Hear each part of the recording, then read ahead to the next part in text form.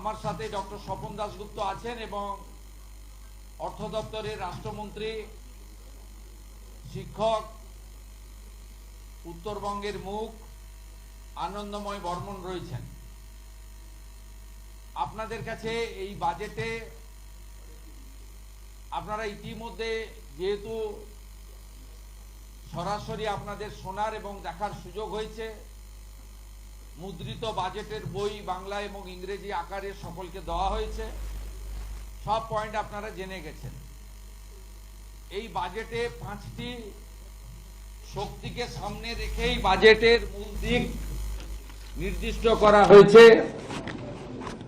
আপনাদেরকে এই 5টা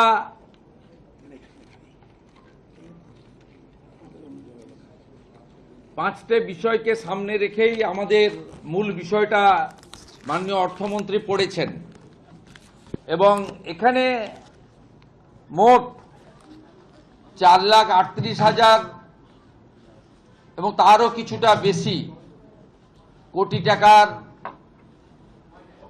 বাজেট পেশ করা হয়েছে, যে বাজেট কার্যত আমাদের আয় ব্যয়ের মধ্যে এবং প্রয়োজনীয়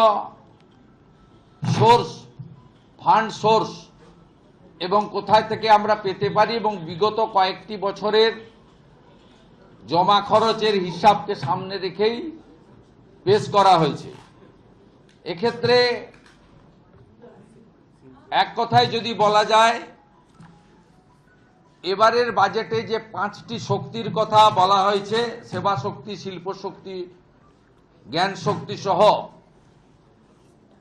এই বাজেটে পশ্চিমবঙ্গের ঐতিহ্য, সংস্কৃতি, হারিয়ে যাওয়া পশ্চিমবঙ্গের গরিমা এবং সময়ের ডাক অর্থাৎ প্রয়োজনের যে প্রাসঙ্গিকতা, তাকে অগ্রাধিকার দেওয়া হয়েছে। আমি বাজেট বই না পড়েই মোটামুটি আপনাদের কাছে একটা আউটলাইন বলছি, কারণ প্রায় 90 মিনিটের বক্তব্য ইতিমধ্যে সমস্ত চ্যানেলে এবং সোশ্যাল মিডিয়া প্ল্যাটফর্মে প্রত্যেকে জেনে ফেলেছেন। আমাদের এই বাজেটে অগ্রাধিকারের জায়গায় আছে পশ্চিমবঙ্গের সুরক্ষা, নাগরিকদের মর্যাদা, ভয়মুক্ত পরিবেশ এবং আমাদের যে সংস্কৃতির পুনরুত্থান, সাথে কর্মসংস্থান এবং 2টি বিষয়ে অগ্রাধিকার পেয়েছে, শিল্প এবং কৃষক বা কৃষি।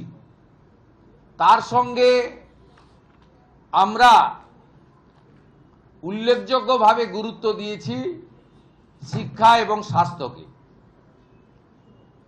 এবং আমাদের এই রাজ্যে যারা সেবাদান করেন, আংশিক সময়ের চুক্তিভিত্তিক বিভিন্ন প্রজেক্টে কর্মরত এবং সর্বোপরি সরকারের সিদ্ধান্ত নীতি কার্যকর করার ক্ষেত্রে যে সরকারি কর্মচারীরা গুরুত্বপূর্ণ ভূমিকা গ্রহণ করেন, তাদের বিষয়ে উল্লেখ করা হয়েছে। রাজ্যে ব্যাপক বিনিয়োগ এবং শিল্প আনতে গেলে আইন শৃঙ্খলাকে সুদৃঢ় করা, তোলাবাজি, কাটমানি, সিন্ডিকেট, চাঁদাবাজি বন্ধ করা, সিঙ্গেল উইন্ডো সিস্টেমের মধ্য দিয়ে শিল্প এবং ব্যবসার উপযোগী পরিবেশ তৈরি করা এবং সড়ক, সেতু, রেলপথ, বিমানবন্দর এবং সমুদ্র বন্দর তৈরির মধ্য দিয়ে যোগাযোগ অর্থাৎ মানব সম্পদের যোগাযোগ এবং পণ্যের যোগাযোগ, কাঁচামালের সরবরাহ লাইন, একে গুরুত্ব দেওয়া হয়েছে। আপনারা যদি দেখেন তাহলে এই বাজেটে এমন কোনো অংশ বর্গ নেই যেটা বাদ গেছে। ঠিক বাজেট বক্তৃতা